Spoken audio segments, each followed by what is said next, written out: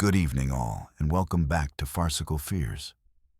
Tonight, we're diving into the absolute darkest depths of human terror, where sunlight has never touched and oxygen becomes a prayer you might not live to finish.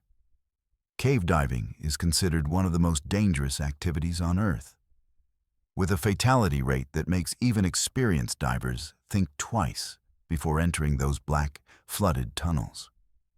But what happens when experienced technical divers, people who've spent thousands of hours underwater, encounter something that shouldn't exist in those ancient limestone chambers? What happens when your dive computer starts showing readings that are physically impossible?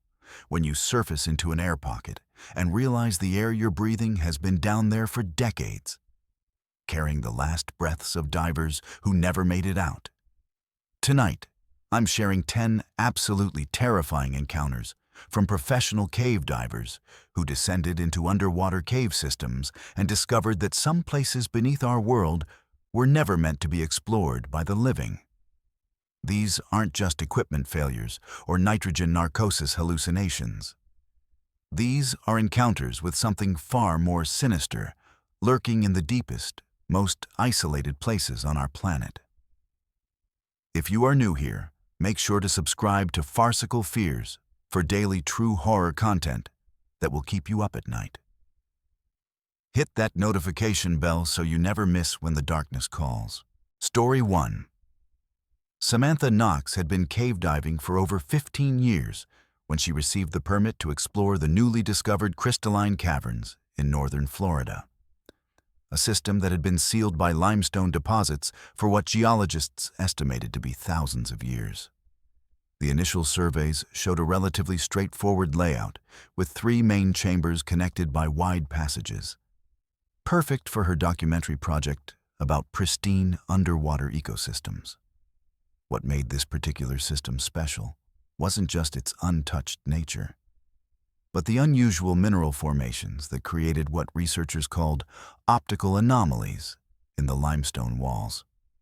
The cave had been discovered 6 months earlier when a sinkhole opened during Hurricane Isabella, revealing an entrance that descended directly into crystal-clear water that seemed to glow with an inner light even without illumination.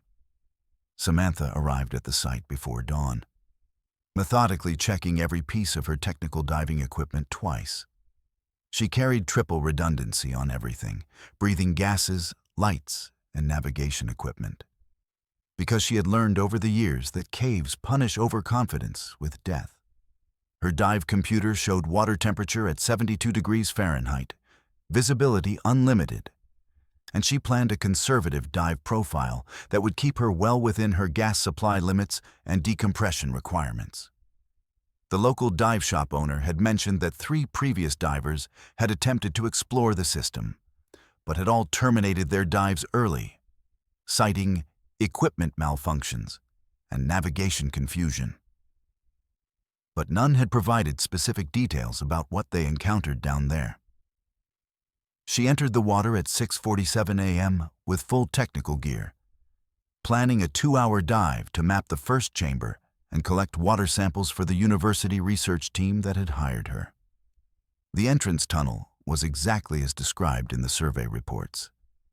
A gentle descent through clear water with limestone walls covered in delicate formations that sparkled in her dive lights like frozen stars.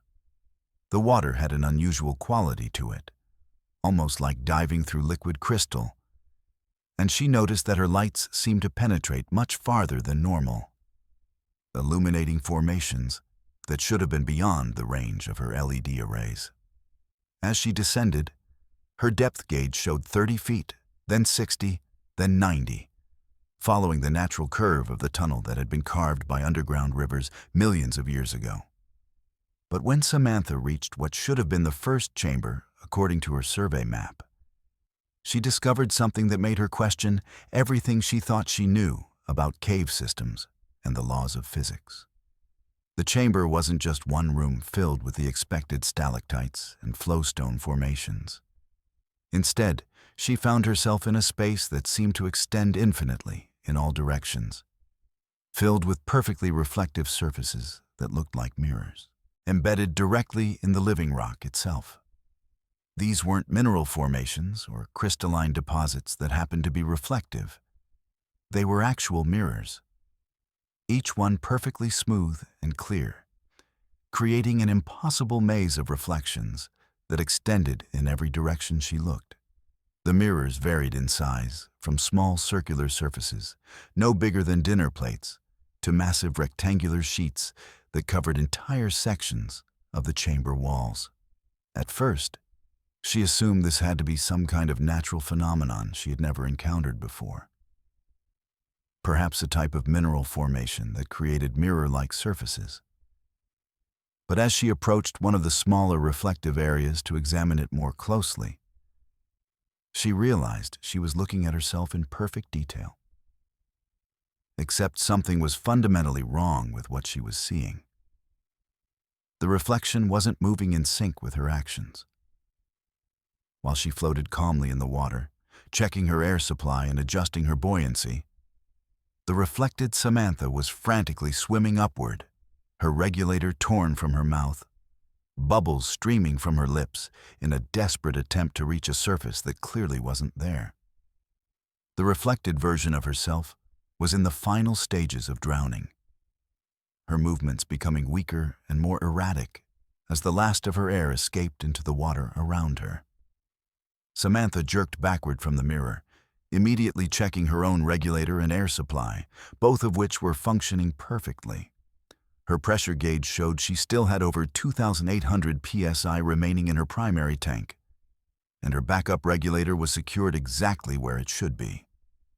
But when she turned to look at another mirror surface, she saw herself again. And this time, the reflection showed her tangled in dive lines that didn't exist in the real chamber, struggling desperately against restraints that seemed to be tightening around her body with every movement she made. In this reflection, she was trapped in what appeared to be a net or web made of diving rope. And something was pulling her deeper into darkness while she fought futilely against the bindings. Each mirror she examined showed a different version of her death, and there were dozens of them covering every surface of the chamber. One reflection showed her being pulled deeper by something with far too many arms.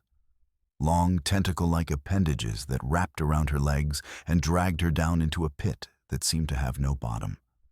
Another showed her trapped in a chamber that was rapidly filling with sediment and debris, the water becoming darker and thicker until she was essentially buried alive in underwater mud. Yet another reflection showed her floating motionless in the water, while something unseen fed on her through small tears in her wetsuit, her blood creating dark clouds in the water that obscured whatever was attacking her. The most disturbing part wasn't the visions themselves. It was the fact that each reflection felt absolutely real to her.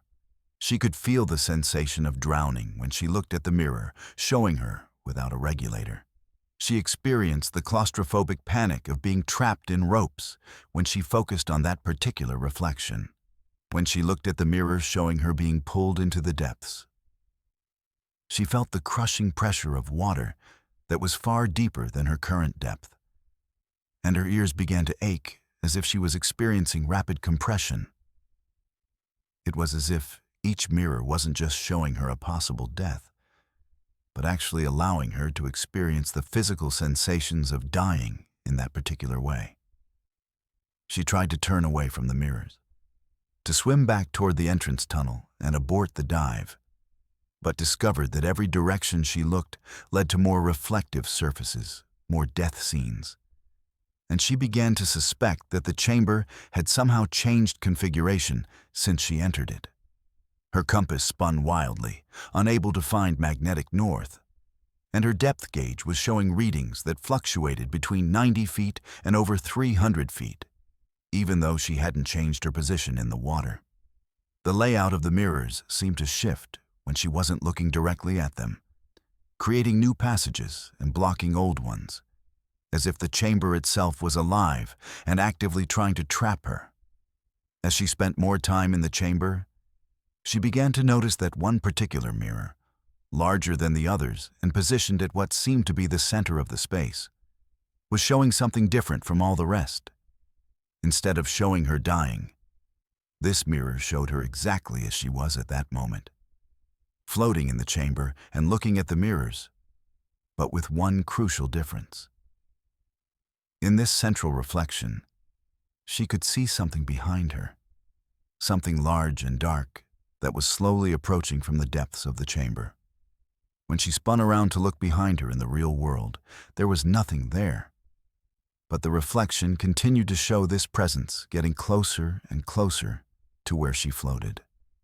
Her air gauge still showed adequate supply, but her body was beginning to feel the exhaustion of hours of struggling and stress, even though her dive computer indicated she had been underwater for only 45 minutes. She was experiencing the psychological and physical effects of extended fear and panic. Her heart rate elevated, her breathing becoming less efficient, consuming her air supply faster than normal. The mirrors seemed to be feeding off her terror, becoming brighter and more vivid as her fear increased. And she realized that whatever was happening to her had probably happened to the 3 previous divers who had terminated their dives early. In a desperate attempt to escape, she followed what appeared to be a passage leading away from the main chamber, but it led her to an identical space filled with even more mirrors, these ones showing deaths that were more creative and horrific than the first set. She saw herself being dissolved by some kind of acid that turned the water around her into a caustic soup that ate through her wetsuit and equipment. Another mirror showed her aging rapidly underwater, decades passing in minutes until she was nothing but bones drifting in her diving gear. The most disturbing reflection showed her successfully escaping the cave system and surfacing, only to discover that everyone she had ever known had been dead for years, and she had somehow lost decades of time during what felt like a brief dive. When she finally found what appeared to be an exit tunnel following her dive line that she had laid during her entry, she began her ascent toward the surface. But something was fundamentally wrong with the geography. The tunnel seemed to stretch much longer than it should have, and her depth gauge showed her ascending far more than the 90 feet she had descended during entry. When she finally broke the surface, gasping and confused, she found herself not in the Florida sinkhole where she had entered, but in the familiar quarry where she had learned to dive back in Ohio, a location over 1,000 miles from where she had started her dive.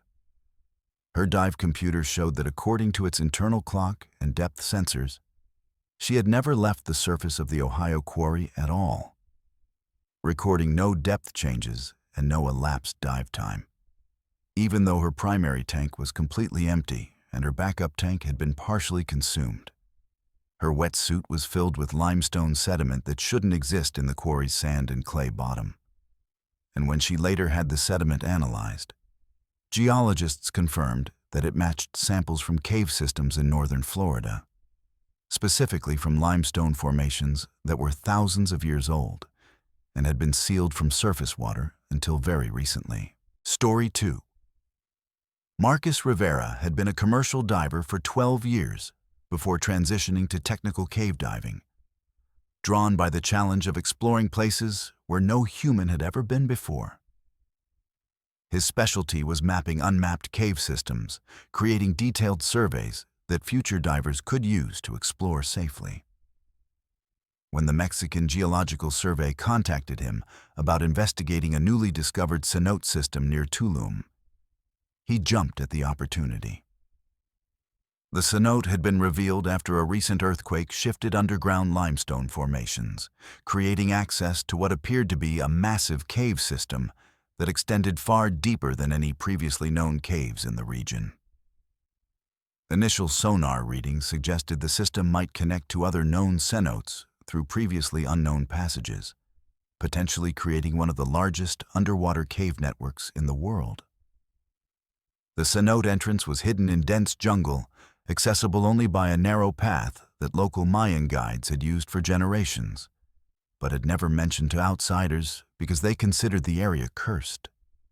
The water was crystal clear, with visibility extending beyond the reach of his most powerful dive lights. And the temperature was a constant 78 degrees Fahrenheit at all depths. What made this particular cenote unusual wasn't just its size or depth, but the unusual geological formations that the initial survey team had described as organic in appearance, without providing any specific details about what they meant by that description. The Mexican government had classified the site as a research location, limiting access to certified technical divers with specific permits. And Marcus had been chosen because of his reputation for thorough documentation and his ability to work alone in challenging conditions. He arrived at the site at dawn, carrying enough gas supplies for a 4-hour dive that would take him down to the reported depth of 180 feet and allow him to begin mapping the main passage system. His equipment included full technical diving gear with multiple backup systems, underwater cameras for documentation, and specialized survey equipment to create accurate measurements of the cave dimensions. The local guides who had brought him to the cenote refused to come within 50 meters of the water, claiming that people who entered the cenote came back wrong or didn't come back at all. But Marcus dismissed this as typical local superstition surrounding underwater caves, which were common throughout the Yucatan Peninsula. The initial descent was exactly as described in the survey reports. A vertical shaft that dropped straight down through clear water, surrounded by smooth limestone walls. At 60 feet, the shaft opened into the first horizontal passage, wide enough for 3 divers to swim side by side, with a sandy bottom and walls covered in typical cave formations. But as Marcus followed the passage deeper into the system, he began to notice something unusual about the rock walls themselves.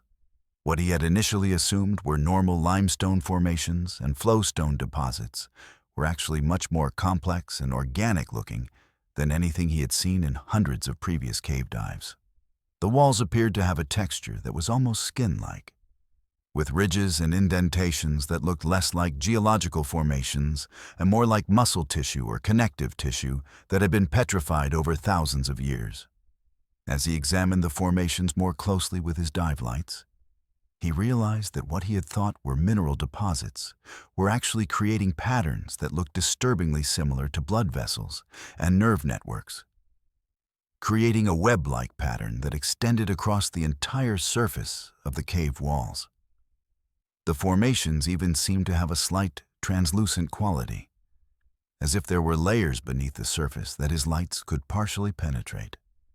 But the most disturbing discovery came when Marcus reached what should have been a stable section of the cave system and realized that the walls were actually moving. It wasn't the kind of movement you might expect from loose rock or shifting sediment. It was a slow, rhythmic pulsing that looked exactly like breathing or a heartbeat. The entire cave system seemed to be alive, expanding and contracting in a steady rhythm that Marcus could feel through the water as pressure waves that matched the timing of a human respiratory system. Each pulse made the passage slightly narrower, and he began to realize that the cave was slowly constricting around him. At first, he assumed this had to be some kind of tidal effect or changes in water pressure from the surface. But his depth gauge showed he was too deep and too far from any tidal influences for that to be the explanation. The pulsing was becoming stronger and more frequent, and he could see that sections of the cave that had been wide enough for comfortable passage when he entered were now barely wide enough for him to squeeze through. The walls weren't just moving, they were actively closing in on him, and the skin-like texture was becoming more pronounced, as if whatever was creating this effect was becoming more active the deeper he penetrated into the system. His underwater camera captured footage that he knew no one would believe. Video of cave walls that moved like living tissue, contracting and expanding in patterns that looked like peristalsis, the muscle contractions that move food through a digestive system. The realization hit him that he might not be exploring a cave system at all, but rather the interior of something massive and alive. something that had been dormant underground for centuries or millennia, and was now waking up in response to his presence. The limestone formations weren't geological features. They were calcified deposits that had formed inside a living organism, like pearls forming inside an oyster, except on a scale that was almost incomprehensible. The breathing pattern was accelerating, and sections of the cave that had been passable minutes earlier were now completely sealed off, forcing him to find alternate routes through passages that were becoming increasingly narrow and twisted. His compass was spinning wildly, unable to find magnetic north, and his depth gauge was showing readings that didn't make sense, fluctuating between 180 feet and over 400 feet, even though he hadn't changed his vertical position. The cave system was reorganizing itself around him, and he began to understand that whatever he was inside of was actively trying to digest him. The walls were beginning to secrete something into the water, a thick, viscous substance that looked like digestive enzymes. And Marcus realized that his wetsuit was starting to dissolve wherever this substance came into contact with the neoprene. The water was becoming cloudier and more acidic, and he could see that his equipment was showing signs of corrosion that should have taken months or years to develop, but was happening in real time as he watched. His regulator was starting to deliver air that tasted metallic and wrong, and he suspected that whatever was in the water was beginning to affect his breathing gas as well.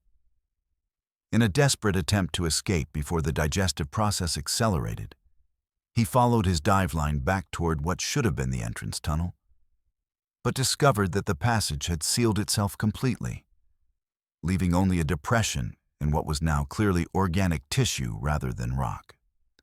The cave had closed its mouth, trapping him inside while the digestive process continued. His air supply was still adequate, but he was breathing gas that was becoming increasingly contaminated, and he could feel the effects of whatever chemicals were in the water beginning to affect his nervous system. The walls were now contracting in waves that moved from the deepest part of the cave toward the sealed entrance, exactly like the muscular contractions of a throat swallowing, and Marcus realized that he was being moved deeper into the organism against his will. His lights were beginning to dim as the acidic water corroded the electrical connections, and he could see that there were other objects embedded in the walls around him, objects that looked disturbingly like diving equipment from previous explorers who had never made it out of the cave system. As the contractions became stronger and more frequent, Marcus found himself being squeezed through passages that were barely wider than his body, moving deeper into darkness toward what he could only assume was the creature's stomach chamber, where the digestive process would be completed. His last coherent memory was of breaking through what felt like a membrane into a large chamber filled with a thick, soup-like liquid that immediately began dissolving his remaining equipment, and realizing that he had become part of something that had been feeding on underground explorers for centuries, growing larger and more sophisticated with each meal, waiting patiently in the darkness for the next curious diver to discover its entrance and voluntarily swim into its digestive system. Story 3. Elena Vasquez had been diving with her partner Jake Morrison for over 8 years, and they had developed the kind of underwater communication system that only comes from hundreds of dives together in some of the most challenging cave systems in the world. They could read each other's movements, anticipate problems before they became dangerous, and had saved each other's lives more times than either of them cared to count. When they received the contract to survey the Devil's Throat cave system in the Dominican Republic, they approached it like any other technical dive, methodically planning their gas supplies, decompression schedules, and emergency procedures with the precision that had kept them alive, that in places where a single mistake meant death. The Devil's Throat was notorious among cave divers for its complex layout and unpredictable currents, a system that had claimed the lives of 6 experienced divers over the past decade.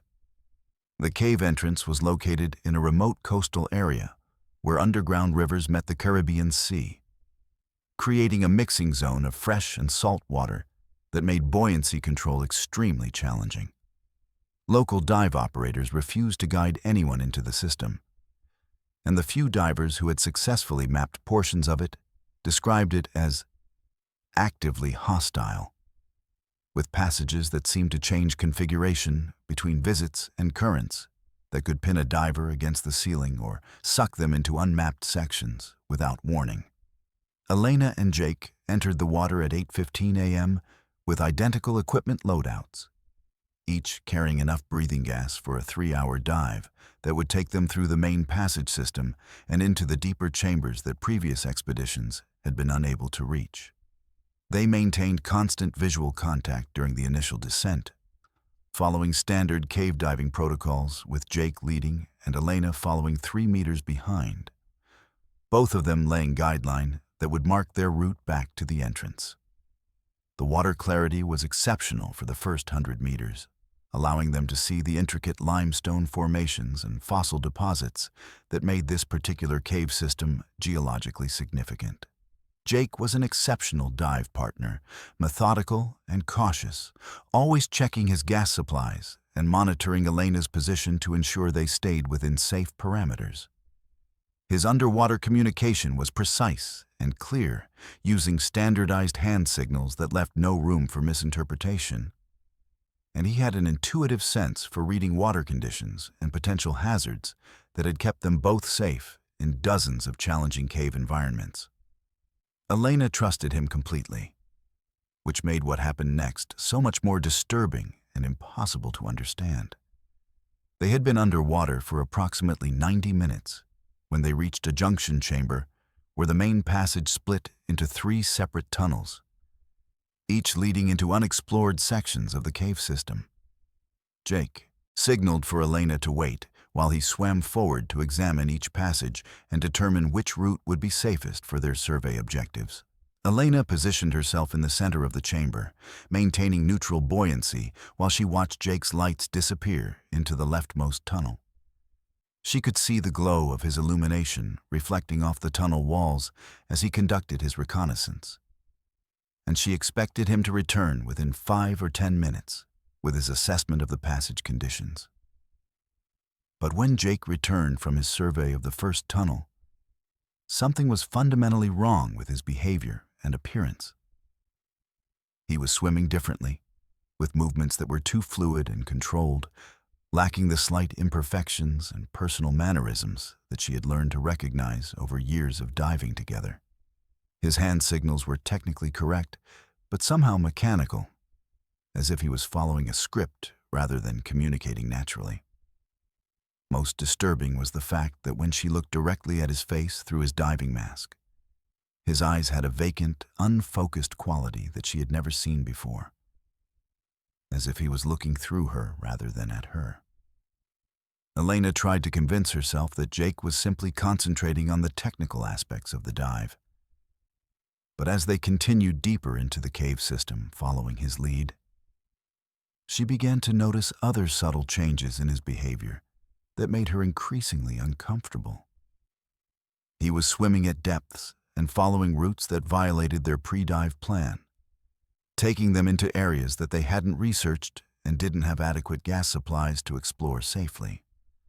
When she signaled for him to check his air supply, he responded with the correct hand signal indicating adequate gas. But she noticed that he hadn't actually looked at his pressure gauge before responding. The most terrifying moment came when Elena realized that Jake wasn't laying guideline as they penetrated deeper into the cave system. In cave diving, the continuous guideline that connects divers to the entrance is literally a lifeline, the only way to navigate back to safety in zero visibility conditions or equipment failures. Jake had always been obsessive about guideline management, but now he was swimming forward without any apparent concern for their ability to find their way back to the entrance. When Elena signaled for him to stop and lay line, he responded with hand signals that didn't make sense, communications that weren't part of any standard diving protocol they had ever used. Elena made the decision to turn the dive and head back toward the entrance, signaling to Jake that they needed to abort their exploration and return to the surface. But Jake responded by swimming deeper into the cave system, ignoring her signals and leading them into passages that were becoming increasingly narrow and dangerous. She realized that whatever was wrong with Jake, following him was going to get them both killed. So she made the difficult decision to separate from her partner and navigate back to the entrance using her own guideline and navigation skills. But as Elena began her solo ascent toward the surface, she encountered something that made her question everything she thought she understood about their dive. Swimming toward her from the direction of the entrance was Jake, the real Jake, with the familiar swimming style and mannerisms that she recognized immediately. He was signaling frantically, clearly in distress, trying to communicate something urgent about their situation. When he reached her, his hand signals indicated that he had been unconscious or trapped somewhere in the cave system and had just regained consciousness to find himself alone and disoriented. Elena realized with growing horror that she had been following something that looked exactly like Jake, but wasn't actually her diving partner. The thing that had been leading her deeper into the cave system had been a perfect imitation, accurate down to his equipment configuration and diving techniques, but lacking the essential humanity that made Jake who he was. She tried to explain to the real Jake what had happened, but her hand signals seemed inadequate to communicate the impossible nature of what she had experienced. As they began their emergency ascent toward the surface, Elena kept looking back into the depths of the cave system, expecting to see the fake Jake following them or trying to prevent their escape. But instead, she saw something much more disturbing. Multiple figures that looked exactly like both of them, swimming in formation deeper in the cave, as if whatever lived in the devil's throat was creating copies of every diver who entered its domain, building an underwater army of perfect imitations that could be used to lure future victims deeper into the system. The real Jake seemed to have no memory of what had happened to him after they separated in the junction chamber, describing only a period of lost time and the sensation of waking up in a part of the cave system that he didn't recognize. His air supply was nearly exhausted, far more than it should have been for the amount of time they had been underwater, suggesting that he had been actively diving for hours while unconscious or under some form of control. When they finally reached the surface and compared their dive computers, the data showed that they had been underwater for over 4 hours, even though Elena's memory of the dive felt like less than 2 hours had passed.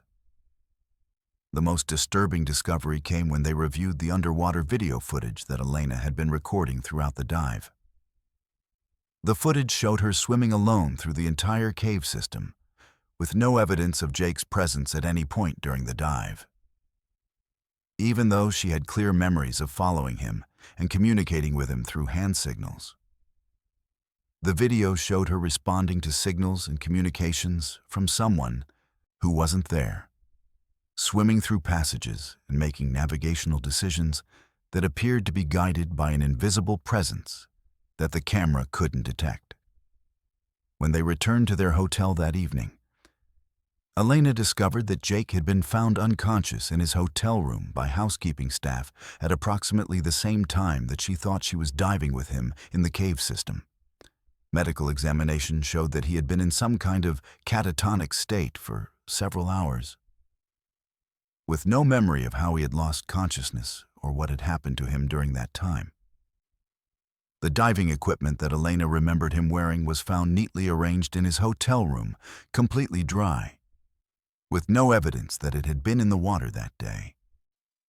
Story 4.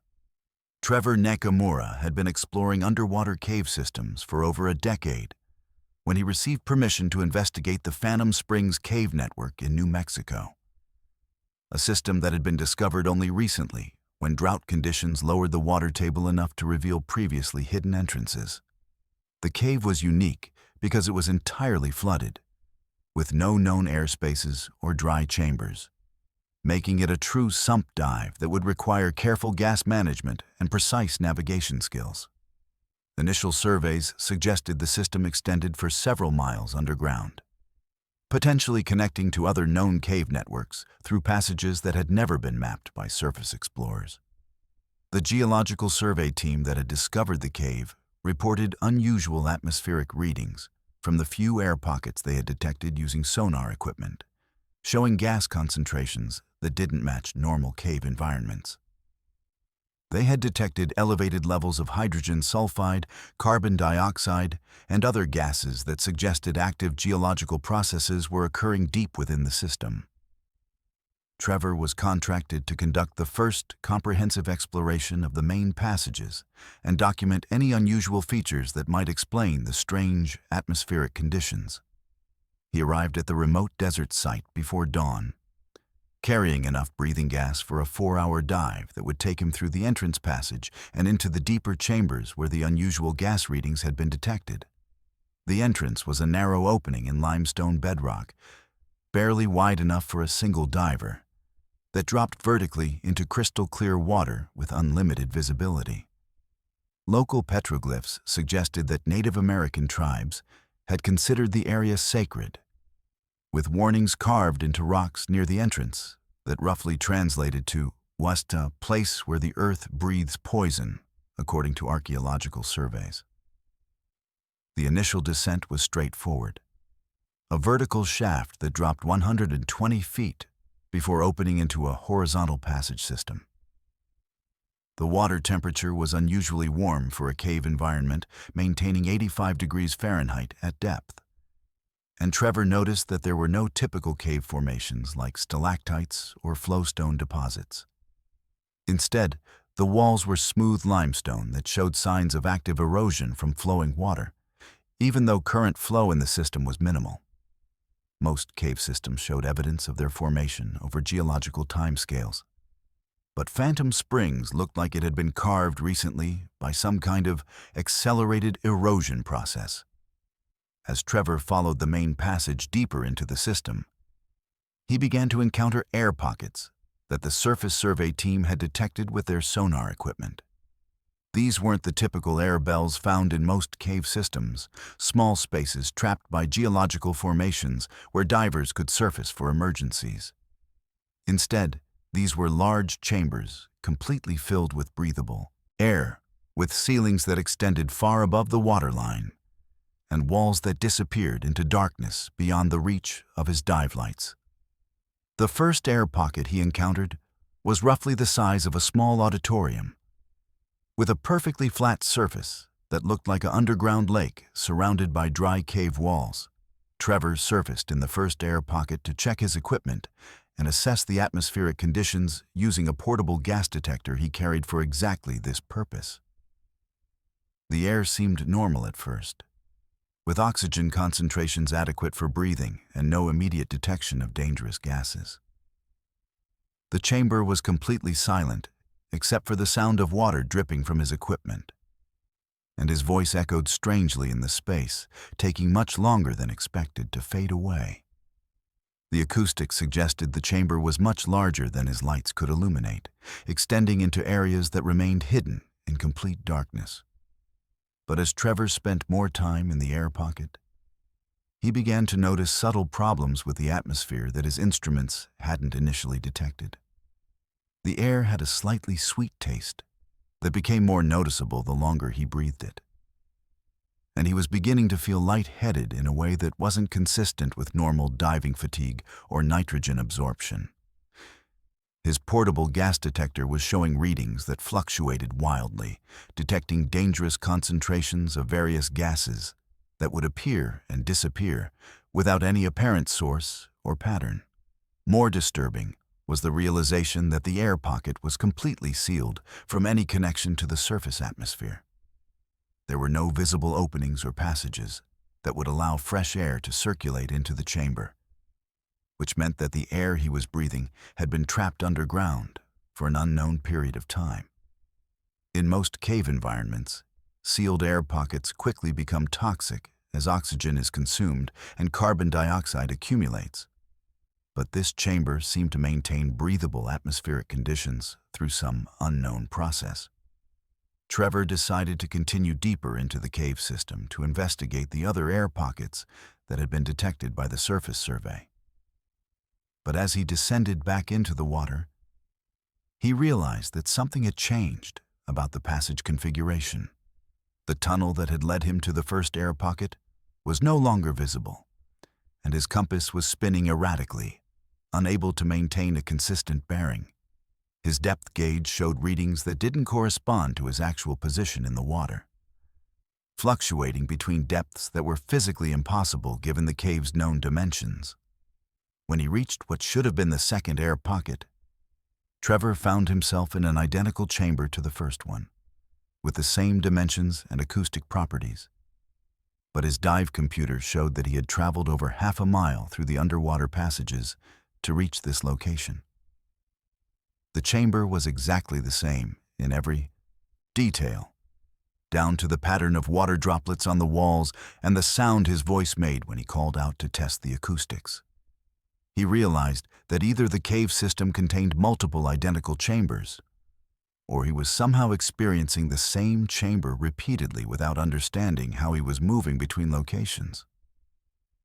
The air in the second chamber had the same sweet taste and created the same light-headed sensation. But Trevor's gas detector was now showing consistently dangerous readings for gases that shouldn't exist in an underground environment. The concentrations were high enough to cause serious health effects with prolonged exposure, including hallucinations, respiratory damage, and eventual loss of consciousness. But the most terrifying realization was that he had been breathing this contaminated air for over an hour, without experiencing the symptoms that should have been immediately apparent. As Trevor prepared to return to the entrance and abort the dive, he discovered that his regulator was no longer delivering breathing gas from his tanks, even though his pressure gauges showed adequate gas supplies remaining. He was forced to continue breathing the contaminated air in the chamber while he tried to diagnose the equipment failure. But his regulators and gas supply systems appeared to be functioning normally. The problem was that his tanks were no longer connected to the external water environment where he had been diving. They were now part of the sealed atmospheric system of the chamber, drawing from the same contaminated air supply that filled the space around him. Trevor realized that the chamber wasn't just an air pocket within a cave system. It was a sealed environment that existed independently of the normal physical laws that governed underwater caves. He was trapped in a space that maintained its own atmosphere through unknown means, breathing air that had been isolated from the surface environment for potentially thousands of years. The sweet taste and psychoactive effects were the result of gases that had been concentrated and refined through geological processes that created a naturally occurring atmospheric mixture designed to preserve whatever lived or had lived in these chambers. His final coherent memory was the realization that the chamber walls were covered with markings that weren't natural geological formations, but rather symbols and writing that had been carved by previous visitors who had become trapped in the same way. The markings documented the experiences of other divers and explorers who had discovered the false air pockets and found themselves unable to return to the water environment outside the chamber. Some of the writing appeared to be decades old, suggesting that people had survived in the chamber for extended periods by breathing the contaminated air, slowly losing their sanity as the psychoactive gases affected their perception of time and reality. The gas mixture was designed not to kill quickly, but rather to preserve and sustain whatever breathed it, creating a state of suspended animation where time passed differently, and the normal requirements for food, water, and sleep were altered by the atmospheric chemistry. Trevor understood that he had become part of whatever ecosystem existed in the sealed chambers, no longer fully human, but not dead either, sustained by breathing air that connected him to something much older and more alien than anything that had ever existed on the surface world above. Story 5. Dr. Zara Okafor had spent 15 years combining her expertise in marine archaeology with technical cave diving, exploring underwater cave systems throughout the world in search of ancient artifacts and evidence of early human settlements. When the University of Queensland contacted her about investigating a newly discovered cave system off the coast of Australia's Great Barrier Reef, she was immediately intrigued by the potential historical significance of the site.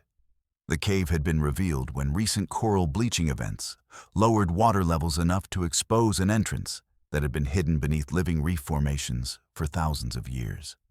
Initial sonar surveys suggested that the cave system extended deep into the continental shelf, with multiple chambers that showed unusual acoustic signatures indicating the presence of large objects or structures within the flooded passages.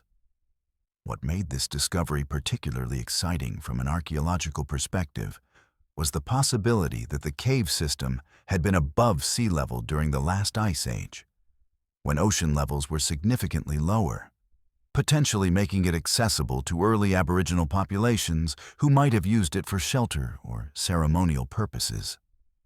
The dive permit required Dr. Okafor to work alone due to the sensitive nature of potential archaeological discoveries, and she was equipped with specialized underwater documentation equipment, including high-resolution cameras, sonar mapping devices, and sample collection tools that would allow her to properly document and preserve any artifacts she encountered. The Australian Maritime Heritage Protection Authority had classified the site as potentially significant, meaning that any discoveries would need to be documented according to strict archaeological protocols before any materials could be removed from their original context. Dr. Okafor entered the water at high tide when visibility conditions were optimal, carrying enough breathing gas for a 5-hour dive that would allow her to conduct a thorough survey of the main chambers and begin preliminary documentation of any artifacts or structural features she encountered. The entrance passage was exactly as described in the survey reports, a horizontal tunnel that penetrated deep into the reef formation, with walls covered in marine growth that indicated the cave had been flooded for several thousand years at minimum. As she followed the main passage deeper into the system, Dr. Okafor began to encounter the first artifacts scattered along the sandy bottom of the cave. Initially, these appeared to be exactly what she had hoped to find: stone tools, pottery fragments, and carved bone implements that were consistent with Aboriginal material culture from the late Pleistocene period. The artifacts were in remarkable condition, preserved by the stable underwater environment and protected from the erosion and weathering that destroyed most surface archaeological sites over such long time periods.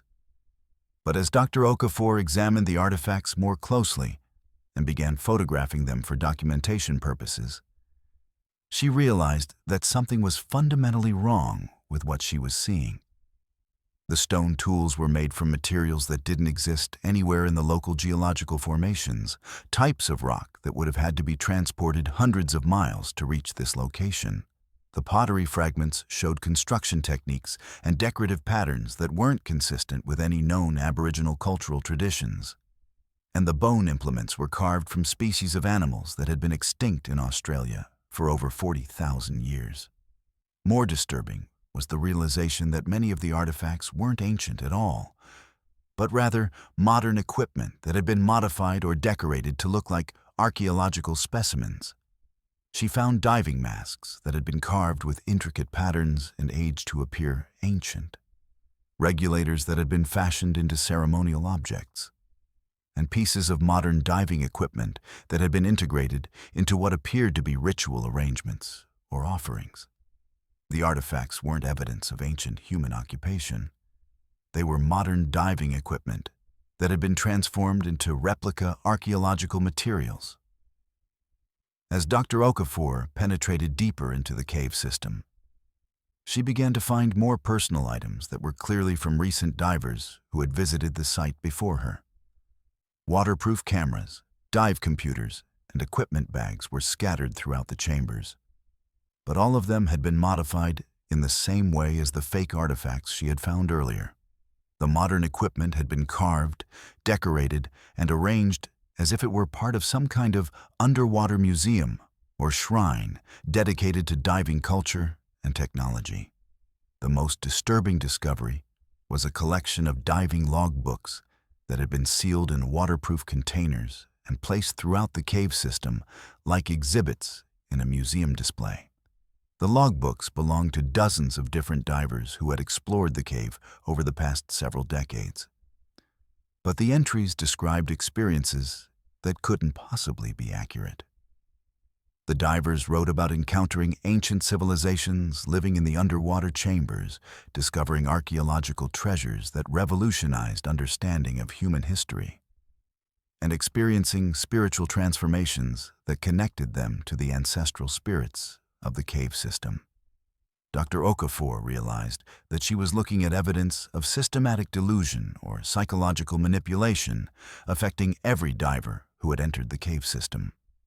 The artifacts weren't archaeological specimens or even deliberate fakes. They were the diving equipment of previous explorers who had become convinced that their modern gear was actually ancient artifacts that they had discovered during their dives. The cave was somehow causing divers to lose their connection to reality and begin interpreting their own equipment and experiences through a distorted archaeological lens. As she continued her exploration, Dr. Okafor found herself in a large chamber that appeared to be set up as a workshop or laboratory, where the transformation of modern equipment into fake artifacts was taking place. Tables made from stacked stone were covered with diving gear in various stages of modification, with tools and materials that could be used to age and decorate modern equipment to make it appear ancient. But there was no evidence of who was doing this work or how they were surviving underwater for the extended periods that would be necessary to complete such detailed modifications. The workshop contained detailed charts and diagrams showing the genealogy and cultural significance of the fake artifacts, as if someone had created an entire fictional archaeological culture and was systematically producing physical evidence to support their invented history. The level of detail was extraordinary, with complete mythological systems, linguistic analysis of invented languages, and archaeological reports documenting the discovery and significance of artifacts that had been created from modern diving equipment. Dr. Okafor found her own name listed in several of the archaeological reports, describing discoveries that she had allegedly made during previous visits to the cave system, visits that she had no memory of, and that weren't recorded in any of her professional documentation. According to these fictional reports, she had been exploring the cave system for years, making groundbreaking discoveries that established the site as one of the most important archaeological locations in Australia. The reports included detailed photographs of her allegedly discovering and documenting artifacts. Photographs that showed her in diving equipment she didn't recognize, in chambers of the cave system she had never seen before. The most terrifying realization came when Dr. Okafor found a display case containing her own diving equipment that she was currently wearing, arranged as if it were an archaeological artifact that had been discovered and documented by future expeditions. Her regulator, buoyancy control device, and diving computers were labeled and cataloged as examples of early 21st century diving technology, discovered in association with the remains of Dr. Zara Okafor, a pioneering underwater archaeologist who had made significant contributions to understanding ancient diving cultures before her disappearance in the Great Barrier Reef cave system. The display included a detailed biographical plaque describing her life and career, but with details that were completely fabricated or distorted beyond recognition. According to the plaque, she had spent decades exploring underwater cave systems in search of evidence of ancient diving civilizations, cultures that had developed underwater breathing technology thousands of years before modern scuba equipment was invented. Her academic career was described as focusing on the archaeological evidence for prehistoric human adaptation to underwater environments, research that didn't exist and that contradicted everything she knew about human evolution and technological development. Dr. Okafor realized that she had become part of the collection, that whatever force or intelligence controlled the cave system had already cataloged her as a historical artifact and was waiting for her to complete her transformation from living archaeologist to museum specimen. Her equipment was already on display because from the perspective of whatever maintained the cave system, her visit was already a historical event that had happened in the past. And her presence in the cave was simply the process of fulfilling a destiny that had already been documented and preserved. As she tried to navigate back to the entrance to escape the cave system, Dr. Okafor discovered that her own dive line had been incorporated into the museum displays, labeled as an example of early cave diving navigation techniques, and arranged as part of an exhibit showing the evolution of underwater exploration methods. She was no longer following her safety line back to the surface. She was following a museum display that led deeper into the collection, where her eventual transformation into an archaeological specimen would be completed and properly documented for future visitors to discover and study. Story 6. Dmitry Kozlov had been exploring underwater cave systems in Russia's Ural Mountains for over 12 years when he received the contract to survey the recently discovered frozen cathedral cave network, a system that had been revealed when permafrost melting exposed entrances that had been sealed by ice for thousands of years.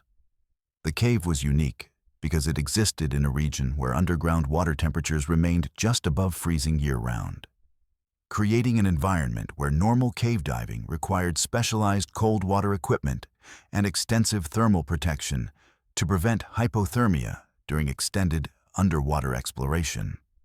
The geological survey team that discovered the cave reported unusual tidal patterns in the underground water system, with water levels that rose and fell on a schedule that didn't correspond to any known geological or hydrological phenomena.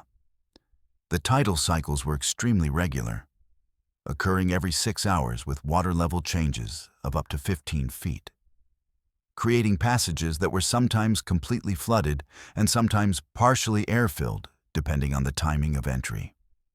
Local indigenous communities had legends about the cave system that described it as the place where the earth breathes, but they refused to provide specific details about what those legends meant or why the area was considered dangerous.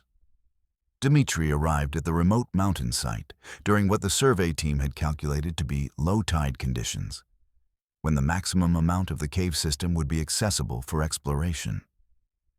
His equipment included specialized dry suits rated for near-freezing water temperatures, extended duration breathing gas supplies, and backup heating systems that would prevent his regulators from freezing during the dive. The entrance was a horizontal opening in granite bedrock that extended directly into mountain permafrost layers, with water that was crystal clear but maintained a constant temperature of just 2 degrees Celsius. The initial survey suggested that the cave system extended for several kilometers into the mountain, with multiple levels connected by vertical shafts that would become completely impassable during high tide conditions. Dmitry's dive plan was carefully timed to allow him 4 hours of exploration during the lowest tide cycle, with sufficient reserve time to reach the entrance before water levels began rising again.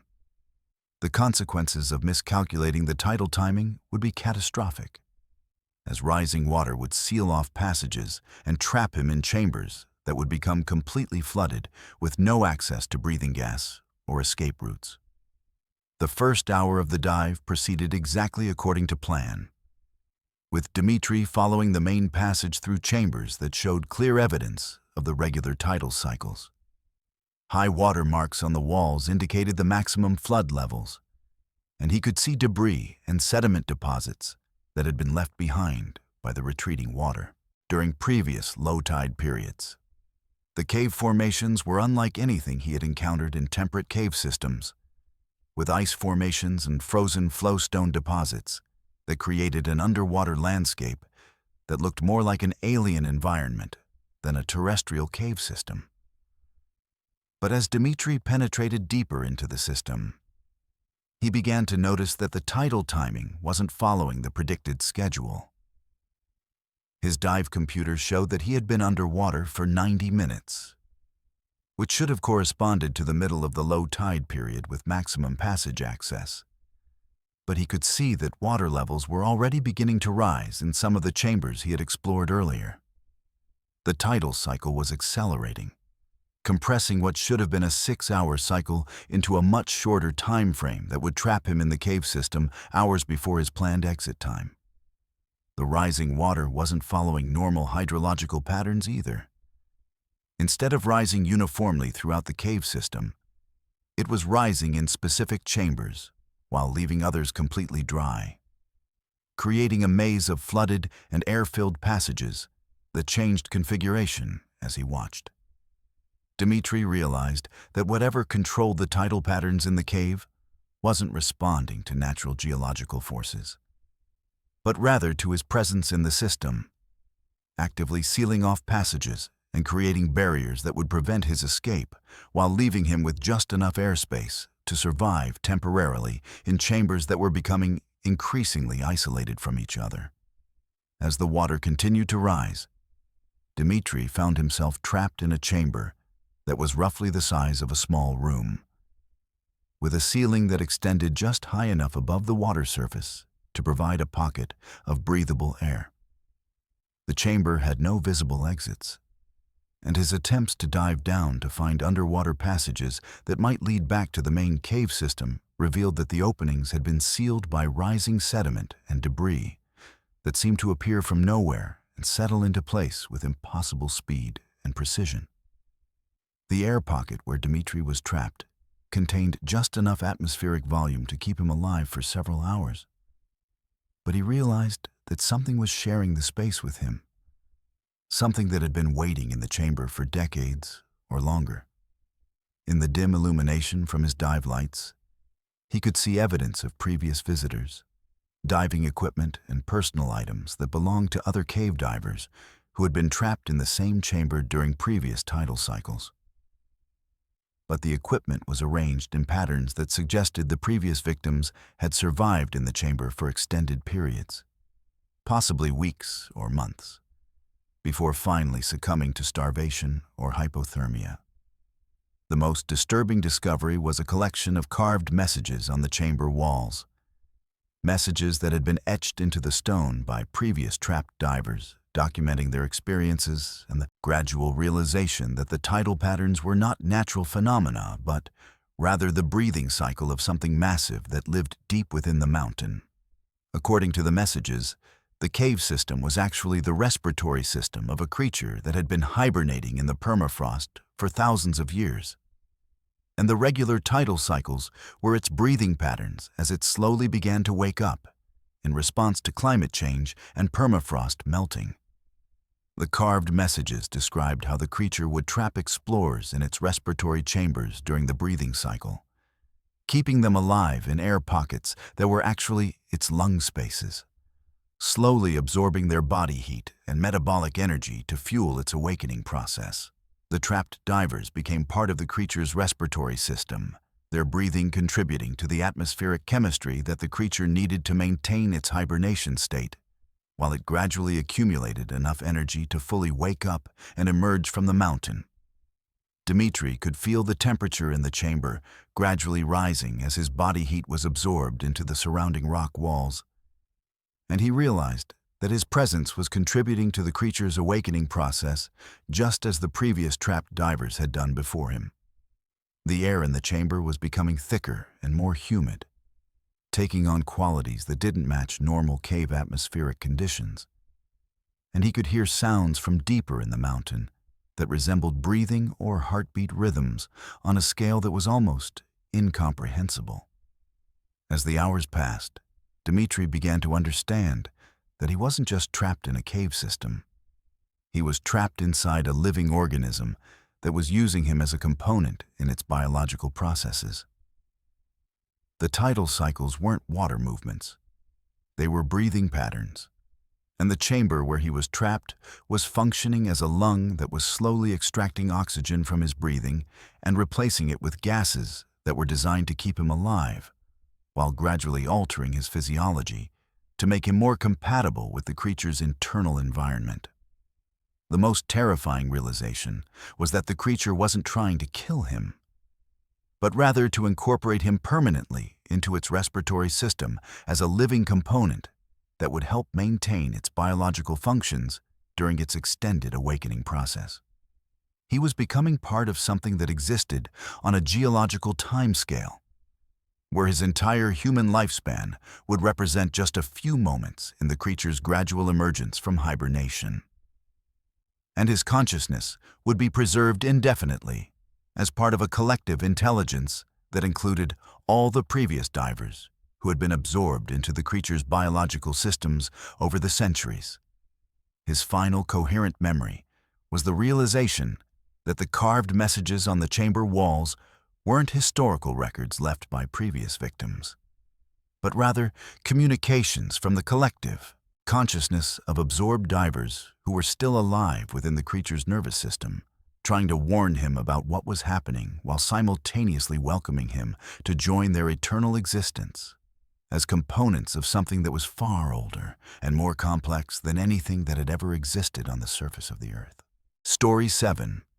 Priya Sharma had been conducting scientific research dives in underwater cave systems for 8 years when she received funding to investigate the Whisperer's Abyss in northern India, a recently discovered cave network that had been revealed when monsoon flooding washed away debris that had been blocking the entrance for unknown centuries.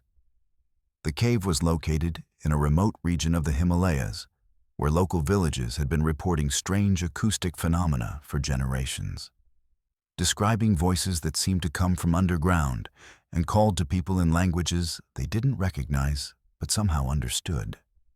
The initial geological surveys indicated that the cave system was much larger and more complex than typical limestone caves in the region, with acoustic properties that amplified and carried sound in ways that violated normal underground sound propagation principles. Research teams equipped with sensitive audio recording equipment had detected vocalizations coming from deep within the cave system, sounds that resembled human speech but occurred at frequencies and in patterns that didn't match any known human languages or communication systems. Priya's research focused on the biological and acoustic ecology of underwater cave systems, and she was particularly interested in investigating whether the vocalizations might be produced by unknown species of cave-dwelling animals that had evolved unique communication methods in the isolated underground environment. Her equipment included specialized underwater microphones, sound analysis computers, and recording devices that would allow her to document and analyze any acoustic phenomena she encountered during her exploration of the deepest accessible chambers. She entered the water, carrying enough breathing gas for a 6-hour dive that would take her through the main passage system and into the chambers where the strongest acoustic signals had been detected by the surface research teams. The water was unusually warm for a high-altitude cave system, maintaining temperatures that suggested geothermal activity deep within the mountain. And the clarity was exceptional, allowing her to see formations and passages that extended far beyond the normal range of underwater illumination. The first unusual sounds Priya encountered were subtle variations in the acoustic environment that she initially attributed to normal cave acoustics and water movement. But as she descended deeper into the system, she began to hear distinct vocalizations that were clearly not produced by any known cave-dwelling species. The sounds resembled human voices calling from various directions within the cave system, but when she tried to determine the source of the voices, they seemed to come from everywhere and nowhere at once, as if the cave walls themselves were producing the sounds. The vocalizations were in languages that Priya didn't recognize, but she found herself understanding the meaning of what was being communicated despite having no logical explanation for how this was possible. The voices were calling her name, providing directions for navigating through the cave system, and offering information about the location of passages and chambers that weren't marked on any of her survey maps. Most disturbing was the realization that the voices seemed to know details about her personal life, her research background, and her reasons for exploring the cave system. As Priya followed the vocal directions deeper into the cave, she discovered chambers and passages that definitely weren't included in the geological surveys she had studied before the dive. The voices were leading her to areas of the cave system that were larger and more complex than anything that had been previously documented, with formations and acoustic properties that seemed designed specifically to amplify and focus sound in ways that created perfect communication conditions between different areas of the underground network. The most disturbing discovery was that the voices weren't just providing navigation assistance. They were actively trying to manipulate her behavior and decision-making processes. The vocalizations would become more urgent and insistent when she tried to turn back toward the entrance, offering increasingly tempting descriptions of discoveries she could make if she continued deeper into the system. The voices described archaeological treasures, unique geological formations, and scientific discoveries that would revolutionize understanding of cave ecosystems, but always located just a little bit further into unmapped territory. Priya realized that the voices were using psychological manipulation techniques that seemed specifically designed to exploit the curiosity and ambition that drove scientific researchers.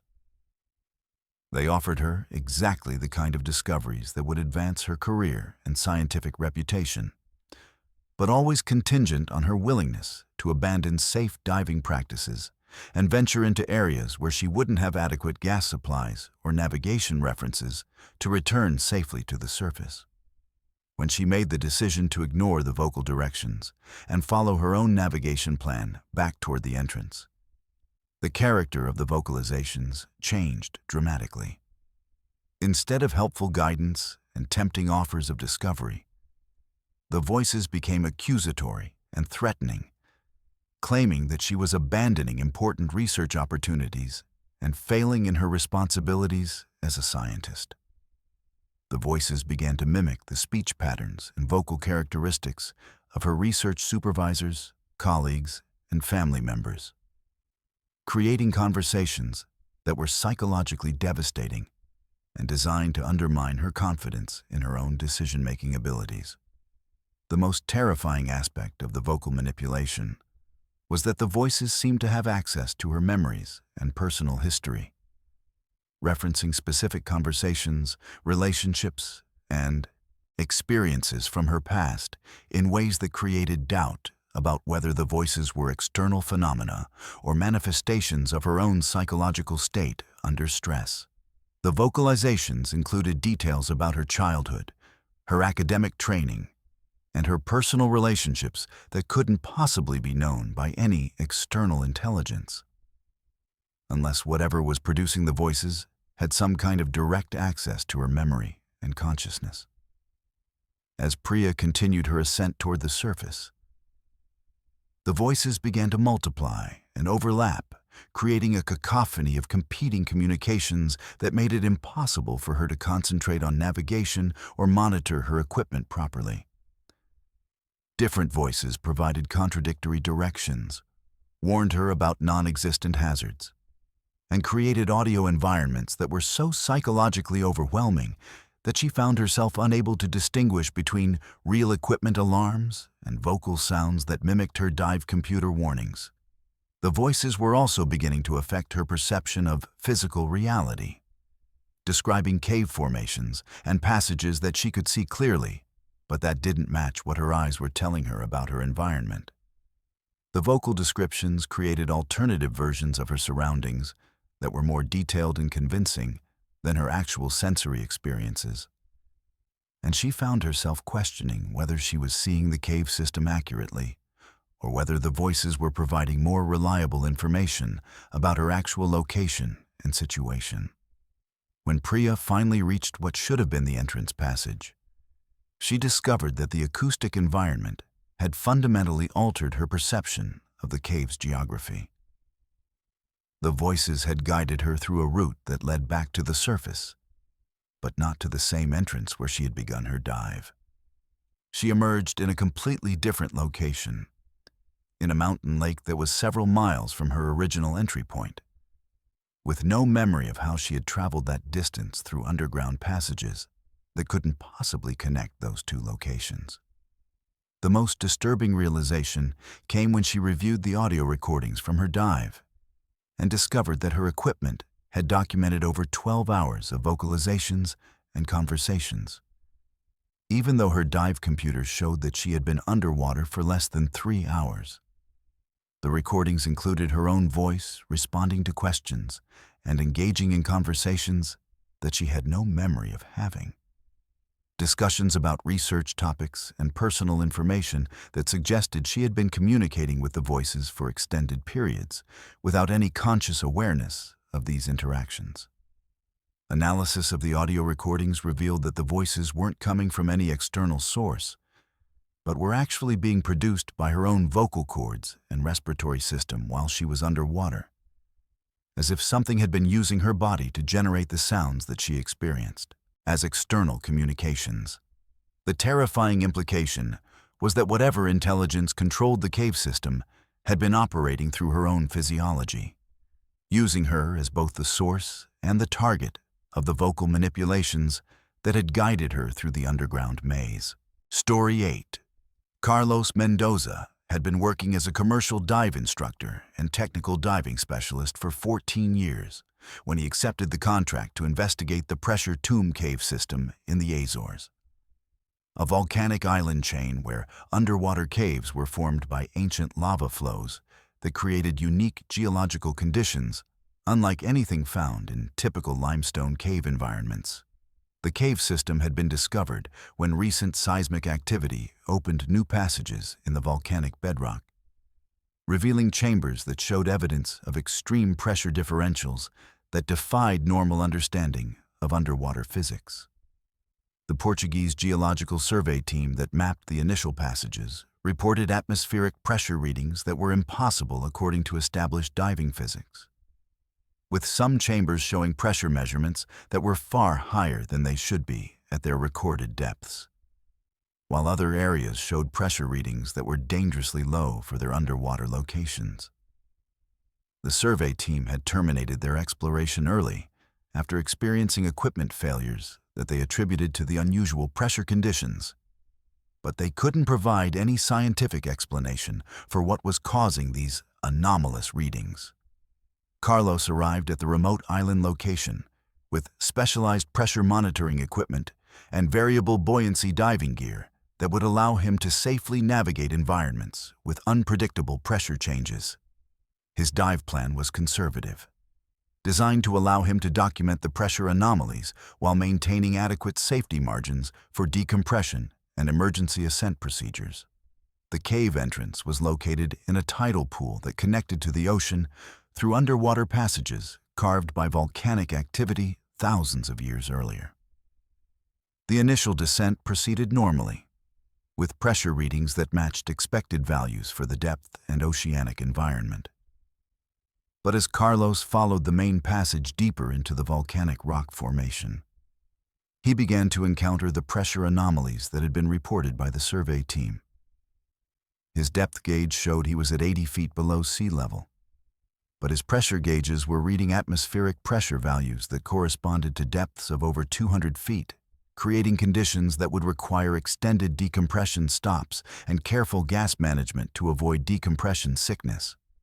The pressure changes weren't gradual or predictable.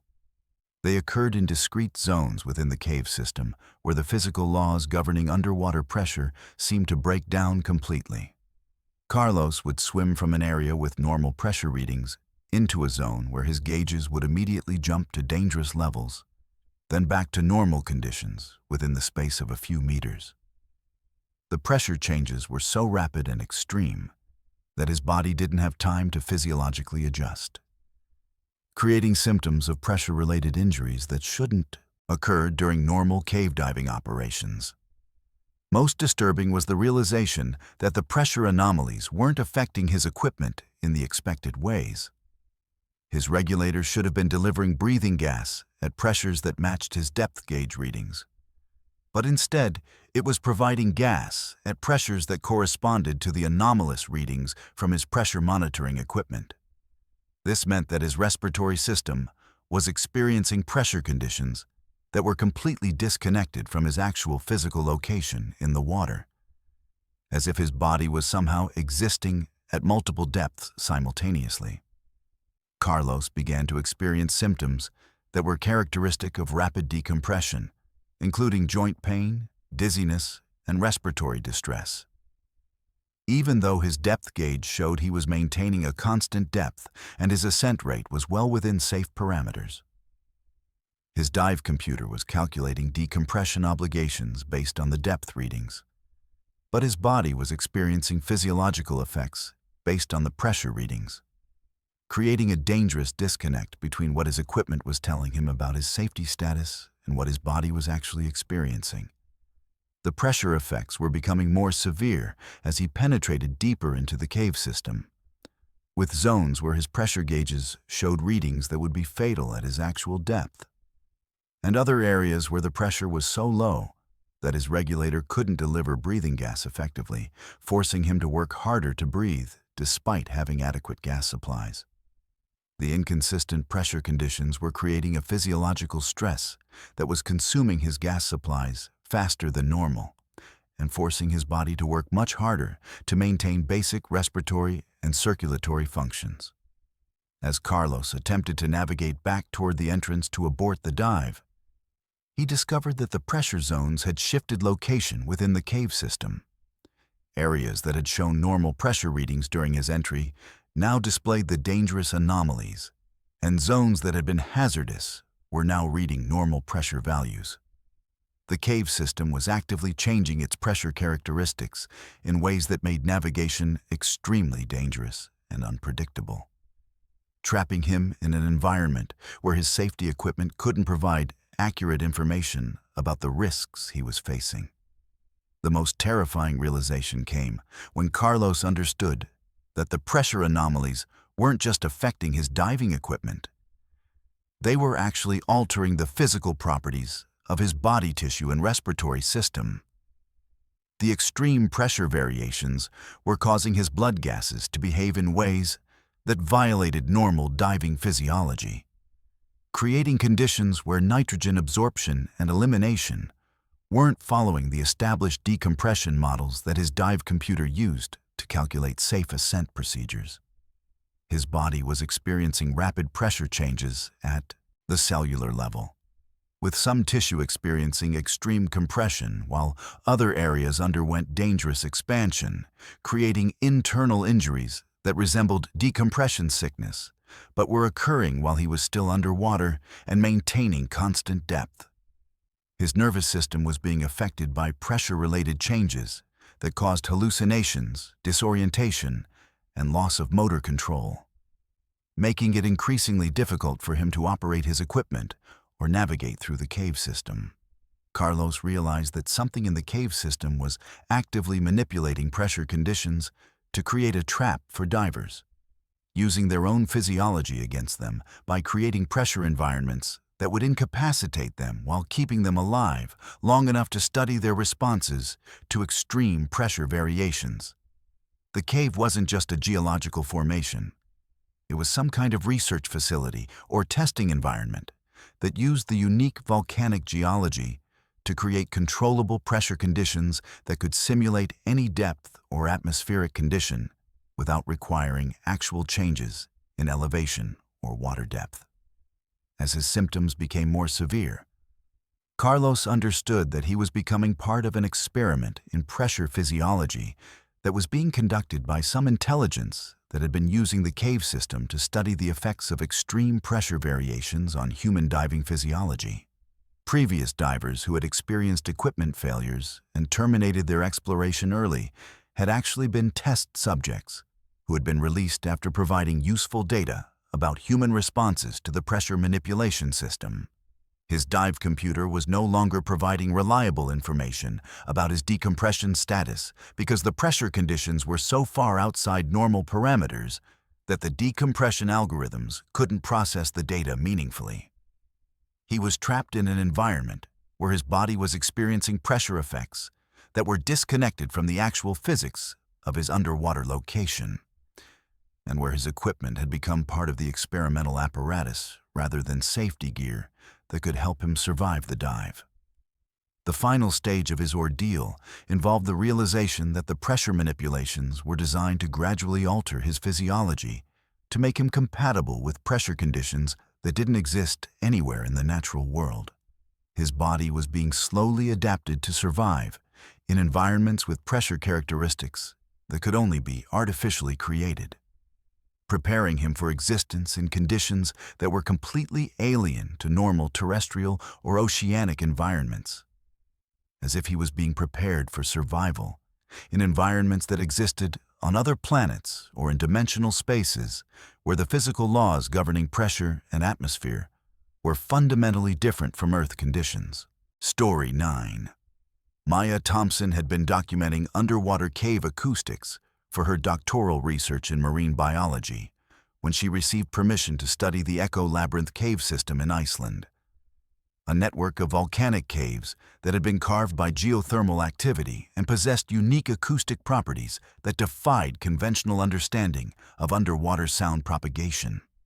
The cave system was located beneath an active geothermal field, where underwater hot springs created temperature variations that affected sound transmission in ways that had never been systematically studied by acoustic researchers. The initial surveys conducted by geological teams had documented sound phenomena that violated basic principles of underwater acoustics, including sounds that traveled much farther than should be physically possible. Acoustic reflections that seemed to originate from sources that didn't exist, and frequency patterns that suggested the cave system was somehow amplifying and modifying sounds in ways that turned the entire network into a massive underwater acoustic instrument with its own resonant frequencies and harmonic properties. Maya entered the water equipped with specialized hydrophones, underwater recording equipment, and sound analysis computers that would allow her to document and analyze the acoustic phenomena while she explored the cave system. Her research plan involved creating detailed acoustic maps of the chambers and passages, documenting how sound traveled through different sections of the cave, and identifying any unique species of cave-dwelling organisms that might have evolved specialized communication methods in response to the unusual acoustic environment. The first anomalous sounds Maya encountered were subtle variations in the background acoustic environment that she initially attributed to normal cave acoustics and geothermal activity. But as she descended deeper into the system, following passages that led away from the geothermal influences, she began to hear distinct mechanical sounds that were clearly not produced by natural geological processes. The sounds resembled machinery operating deep within the mountain, rhythmic patterns that suggested engines, pumps, or industrial equipment functioning somewhere in the depths of the cave system. But when Maya tried to locate the source of the mechanical sounds using her directional hydrophones, she discovered that they seemed to originate from areas of the cave system that were completely sealed off from her current location. The sounds were traveling through the rock formations themselves, transmitted through the volcanic bedrock in ways that suggested the entire mountain was functioning as a massive acoustic transmission system that could carry sounds across distances that should have been acoustically impossible. More disturbing was the gradual realization that some of the mechanical sounds were actually human voices, but modified and distorted by the cave's acoustic properties until they resembled industrial noise rather than normal speech patterns. As Maya adjusted her recording equipment to filter and enhance different frequency ranges, she began to isolate individual voices from the mechanical cacophony. Voices that were clearly human but speaking in patterns and rhythms that didn't match normal conversation or communication. The voices seemed to be engaged in some kind of coordinated activity, calling out numbers, coordinates, and technical instructions in languages that Maya didn't recognize, but that had the structured, procedural quality of people working together on complex technical tasks. The voices would overlap and respond to each other in ways that suggested they were part of a large team engaged in some kind of underground construction or industrial operation. But the acoustic distortions made it impossible to understand the specific nature of their activities. As Maya followed the acoustic signals deeper into the cave system, she discovered chambers where the voice activity was much more intense and clear. Areas where the cave's acoustic properties focused and amplified the sounds until she could distinguish individual speakers and begin to understand fragments of their communications. But the content of the conversations was disturbing and impossible. Discussions about construction projects that involved modifying the cave system itself, excavation work that was expanding the passages and chambers, and coordination of activities that seemed to require the speakers to be working in areas of the cave that were completely flooded and inaccessible. The most terrifying discovery came when Maya realized that some of the voices were discussing her presence in the cave system, providing detailed descriptions of her location, equipment, and research activities, with an accuracy that suggested they were observing her in real time. The voices knew her name, her research background, and the specific equipment she was carrying. And they were coordinating some kind of response to her exploration that involved modifying the cave's acoustic properties to affect her ability to navigate and communicate. Maya attempted to use her own voice to communicate with whatever intelligence was controlling the acoustic phenomena, calling out questions and identification information to see if she could establish contact with the speakers she was hearing.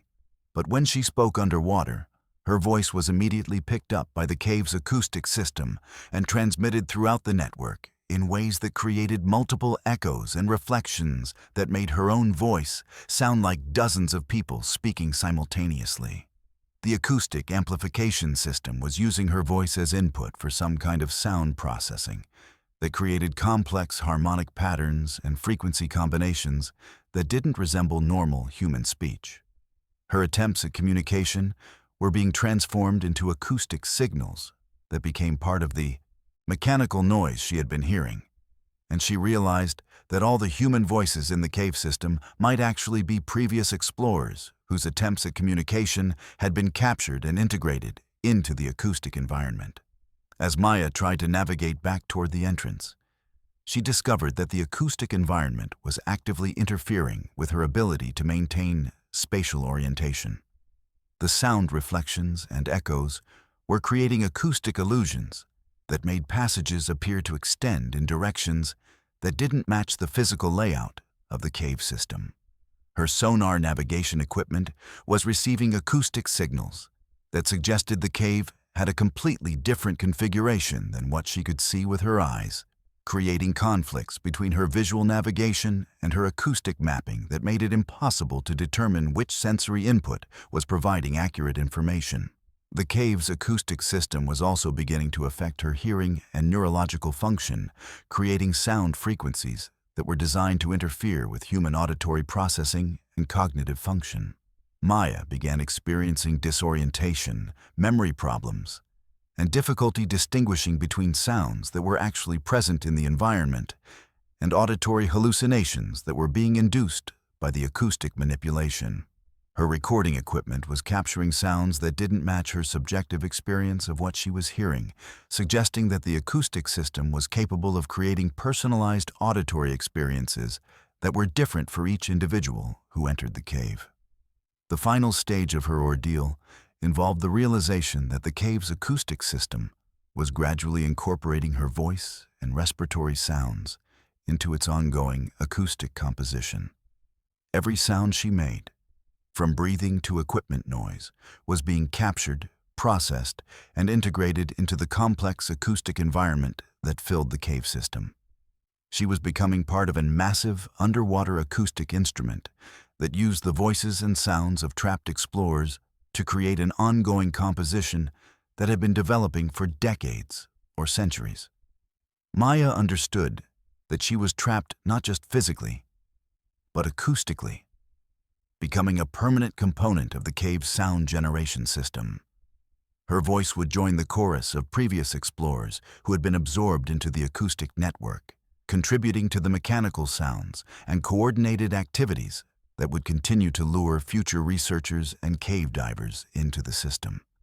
The cave had become a massive acoustic predator that fed on human voices and sounds, using them to create increasingly sophisticated and convincing acoustic environments that could trap and consume anyone who entered its domain, seeking to understand its impossible acoustic properties. Her final recording captured her own voice being processed and transformed by the cave's acoustic system, creating multiple, harmonized versions of herself that continued speaking and exploring long after she had stopped making any conscious vocalizations, as if the cave had learned to perfectly simulate her voice and personality, and was using that simulation to continue her research project indefinitely, documenting acoustic phenomena that existed only in the artificial reality created by the accumulated voices of everyone who had ever entered the echo labyrinth and never emerged. Story 10. Jakob Nielsen had spent 18 years exploring the deepest and most challenging underwater cave systems in the world. When he received the contract to investigate the Void Portal Cave network in Norway's Lofoten Islands, a system that had been discovered when melting glacial ice revealed an entrance that descended into the bedrock beneath what had previously been considered solid permafrost. The cave was unique because preliminary sonar surveys suggested it contained the largest known underwater chamber in Scandinavia, a space so vast that sound waves couldn't detect the far walls or ceiling, creating an underwater environment that appeared to extend into limitless darkness. The Norwegian Institute of Marine Research had classified the cave as a potential new ecosystem that might contain species that had been isolated from surface environments for thousands of years, evolving in complete darkness and extreme cold conditions that could provide insights into life in extraterrestrial ocean environments. Initial water samples had revealed microscopic organisms that didn't match any known taxonomic classifications, suggesting that the cave system hosted biological communities that had developed independently from all other known marine life forms. Jakob arrived at the remote Arctic location, carrying enough breathing gas for an 8-hour dive that would allow him to reach the main chamber and conduct preliminary surveys of what might be the most significant underwater biological discovery in modern marine science. His equipment included specialized lighting systems designed for extreme depth cave exploration, underwater cameras capable of documenting organisms in complete darkness, and environmental monitoring equipment that would record temperature, chemical composition, and biological activity in the previously unexplored ecosystem. The entrance passage descended through ancient granite bedrock that showed evidence of geological processes that had occurred over millions of years, creating smooth-walled tunnels that looked more like artificial construction than natural cave formation. The water temperature was just above freezing, but remained constant at all depths, suggesting that the cave system was insulated from surface temperature variations by the massive rock formations that surrounded it. Most unusual was the complete absence of any marine life forms during the initial descent, an emptiness that was unprecedented in Jakob's experience of underwater cave ecosystems. As Jakob reached the main chamber after following the entrance passage for over an hour, he discovered an underwater environment that defied everything he thought he understood about the physical limitations of underwater cave systems. The chamber wasn't just large. It appeared to be infinite in all directions, with water that was so clear and still that his most powerful lights couldn't detect any walls, ceiling, or bottom boundaries. He was swimming in what appeared to be an underground ocean that existed entirely within the solid bedrock of the mountain, a space that was physically impossible according to geological principles. The water in the chamber had properties that didn't match normal oceanic or cave environments, with a density and buoyancy characteristics that made it feel more like swimming through liquid air than normal water.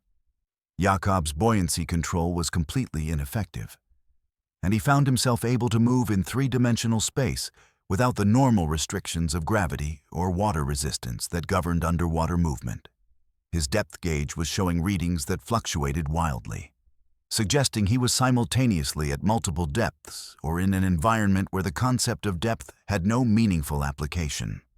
Most disturbing was the gradual realization that the chamber contained its own weather system, with underwater currents, temperature variations, and what appeared to be precipitation effects that created patterns of denser and lighter water that moved through the space like clouds and weather fronts.